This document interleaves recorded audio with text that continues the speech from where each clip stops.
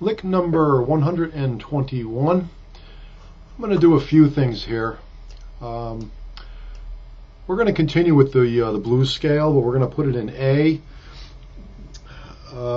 What I'd like to show is, well, I'll show the lick first that we're going to do, and what I'm going to be doing is going through the over the next number of lessons, however many it takes, go over the 5 different basic pentatonic forms and show you how to play the blues scale within each one of those. And a certain way I like to think of this as far as patterns, which I'll talk about today also, and into the next number of lessons, 5 or 6 lessons. So let me show you the lick first. The lick is going to be pretty simple. It's just using that the chromatic part of the blues scale. Then we're going to repeat that same lick on an octave higher,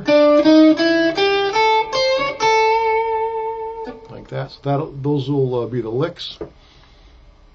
Let me show you how to play those first, and then I'll go into the explanation of the scales. And this is form. Basically using form 1 of the pentatonics and putting the blues scale into that form, and where we find the notes. Let me show you the lick first. So the lick is 5th position, 5th fret, 1st finger, down, all down picks here. Then 2nd finger, that's 1st finger, then 2nd finger, 6th fret, 5th string. Then 3rd finger, 7th fret, 5th string. So far we have. Then 1st finger, 5th fret of the 4th string. Then 3rd finger, 7th fret of the 4th string. Then the 1st finger, 5th fret of the 3rd string. And I'm going to put a little bit of a blues bend on this. Do that. It's about a quarter step bend. We're not going up a full half step. We're not doing that. We're just kind of putting it in there in between a little bit. And I'd like the note to stop at the top. So the last note we're going to play is the 7th fret of the 4th string. And we're going to use vibrato on that note.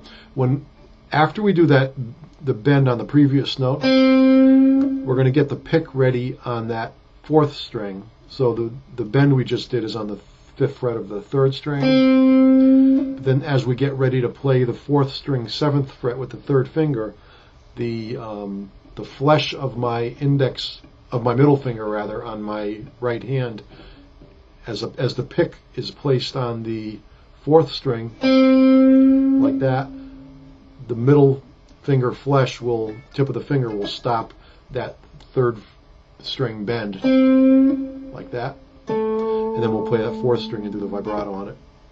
Then we're going to repeat that lick an octave higher. Let me go through that lick one more time. The lick is, one more time,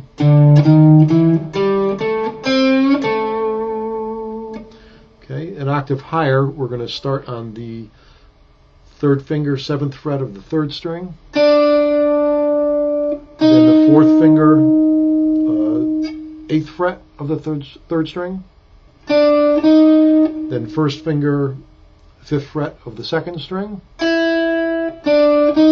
That's the chromatic part of it. So the next note is the 8th fret of the 2nd string with the 4th finger.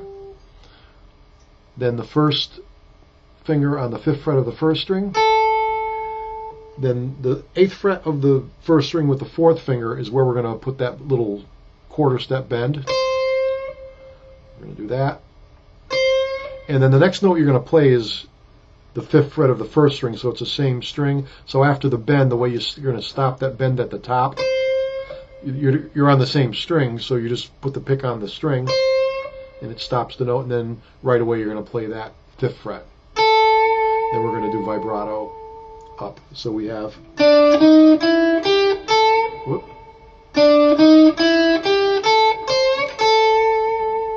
one more time.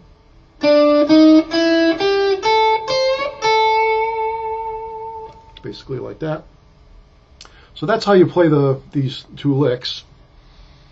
Now what I'd like to show about the scale itself is, let's see, what I'd like to show about the scale itself is the fact that there's patterns with this, with the pentatonic scale here and the 5 different forms we're going to use.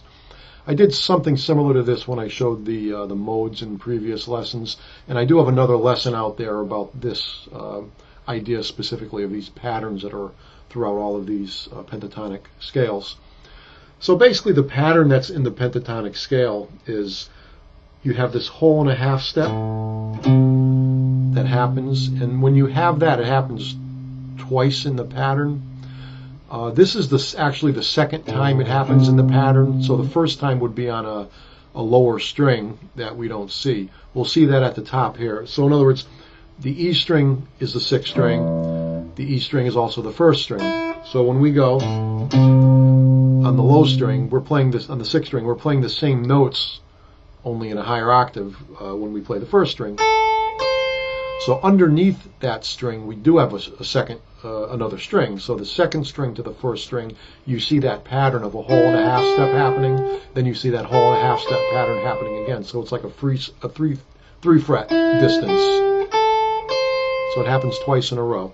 So this low string is really the second time that 3 fret distance happens. Next, we have 3 times a 2 fret distance happens. So when we do the pentatonic scale, we have that, and then we have, so that happens 3 times, the 2 fret distances. On the 5th string, 5th to 7th fret, the 4th string, 5th to 7th fret, and the 3rd string, 5th to 7th fret. Then when we go on to the 2nd string, we have the 3 fret distance, and then that happens twice on the 2nd string and 1st string.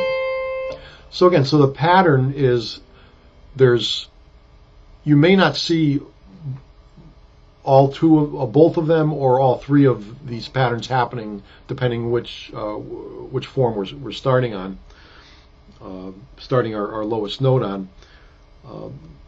But one way or the other, this 3 fret distance happens twice in a row, and this 2 fret distance happens 3 times in a row. That will be true for all the 5 pentatonic forms. So in form 1 again, we see the second of the 3 fret distances. We have 3 of the 2 fret distances, and then we see the 2 of the 3 fret distances. So the blues notes happen on the first of the 2 fret distances in between the 2 notes. So the first of the 3 fret distances we have here in our form 1 pentatonic, and the blues note happens when you do the blues scale. You put the chromatic in between those 2 notes. We're going to see that happens on all 5 forms every time we do the first of the 2 fret distance patterns. I know this sounds a little confusing and it's a little tough to explain, but it will make sense if you spend some time thinking about this and when working on it. The other blues note happens above the higher of the 2 fret distances, the higher note. It happens 1 fret higher than it. So when we do the third of the 2 fret distances, that highest note, that's where you're going to put that blues note in, is right there. And then this is the next note. The 3 chromatics are, those are the same 3 notes an octave higher that those are down there. The actual notes of the scale that these are in relation to the root. The minor pentatonic has the root, the flat 3rd, the 4th, the 5th, and the flat 7. I'll go up the rest of the scale too in this case. So then we have the root again, the flat 3rd, the 4th, the 5th, the flat 7, the root, and the flat 3rd. So the blues note happens as a sharp 4 or flat 5. So when we play the 4th, half step higher is the sharp 4 or flat 5, because this is the 4th, this is the 5th, on the 4th and on the 5th and 7th frets of the 5th string, 1st and 3rd finger. That's the 4th in relation to the root. That's a 4th, and this is a 5th, and that chromatic blues note is the sharp 4 or flat 5 that we add. Same thing happens up here in the 3rd string, 7th fret. That's the 4th degree. The sharp 4 or flat 5 is that 8th fret we put in on the 3rd string with the 4th finger, and then the 5th is the 2nd string, 5th fret. So I'm going to fool with our lick a little bit. I'm going to put on the blues track here. This is the laid back blues in A. We're in A now.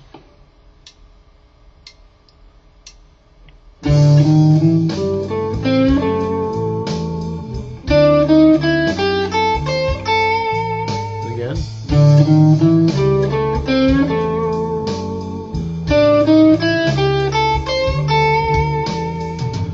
I'm going to play a little soloing.